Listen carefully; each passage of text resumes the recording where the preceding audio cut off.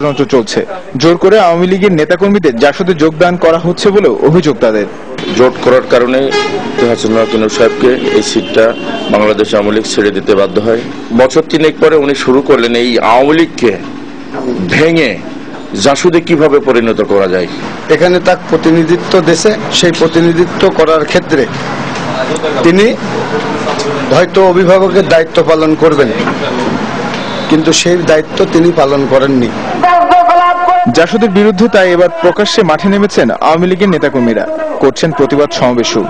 নৌকামার কানে ভোট করে আপনি আজকে এমপি হয়েছেন, আজকে আপনি মন্ত্রী হয়েছেন। আজকে যদি জোট না থাকে আপনার পরিণতি মিরপুর ভেড়ামারায় কি হবে এটা আপনি একটু ভেবে দেখবেন।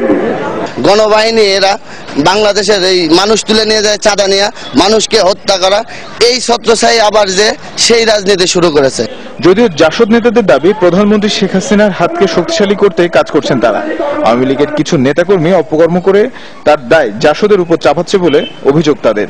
আমরা সবসময় চেয়েছি 14 দল এবং আওয়ামী লীগ জাসদ মিলায়ে আমরা এই কুষ্টিয়া জেলার রাজনীতিটাকে ভালো একটা জায়গায় নিয়ে যাব এবং এলাকার উন্নয়নের কাজগুলোকে এগিয়ে নিয়ে যাব। আমি মনে করবো এই যারা রাজনৈতিক অনুপ্রবেশকারী, যারা এই দল এবং 14 দল এবং আমাদের যে ঐক্য, এই ঐক্যকে বিনষ্ট করার জন্য একটা কর্মসূচি। জাসদ সভাপতি মনে করেন একটি মহল আওয়ামী লীগ ও জাসদের মধ্যে ফাটল ধরানোর চেষ্টা চালাচ্ছে। তারা মূলত খালেদা জিয়ার রাজনীতিকেই শক্তিশালী করতে মাঠে নেমেছেন বলেও দাবি তার।